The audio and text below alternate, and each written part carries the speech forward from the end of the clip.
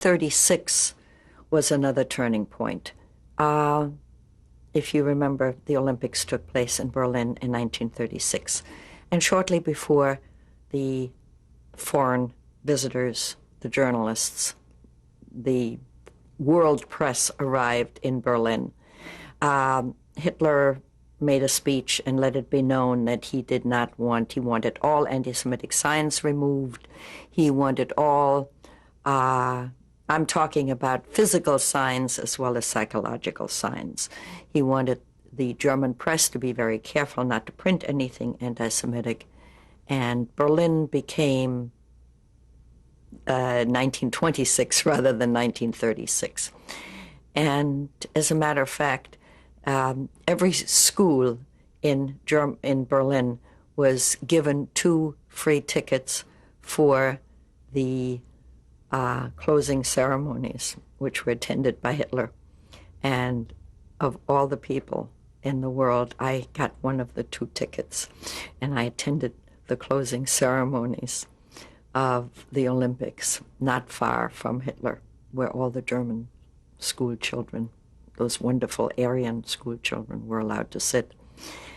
Of course, everybody knows about Jesse Owens, so I don't have to mention anything about that. You also know about the German Jewish. Why don't you mention your experience of it and what you came away with, and describe it a little? What came out of the Olympics was that as soon as the last journalist had left the city, the anti-Semitism was put back into place in triple force. 13 new edicts came out the week after the last journalist had left Berlin. And it was no longer permitted for a Jew to be married to a Gentile, to a pure Aryan. Hitler started sterilization.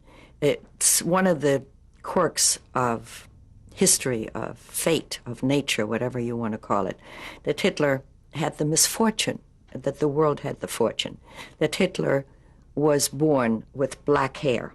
He had the blue eyes. If there are papers have been found that if Hitler had not had black hair, he had planned to sterilize even good Aryans after he had eliminated all of the Jews, obviously, after that final solution.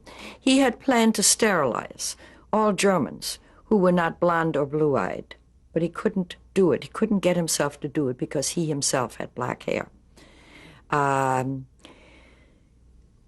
In 36, the teachers were told that they could no longer talk to us in class.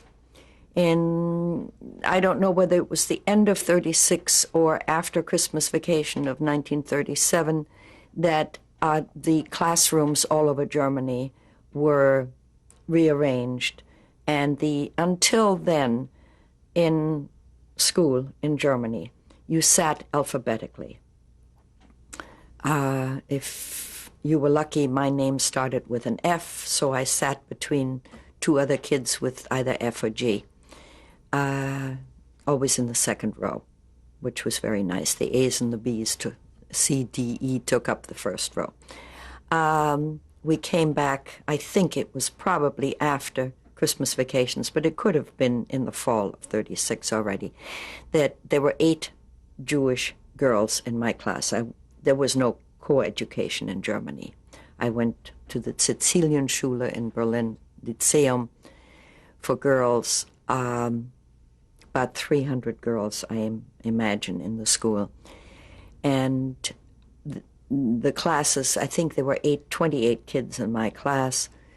We had the same teacher throughout the entire secondary education, the 8 years. We had a wonderful teacher who hated Hitler.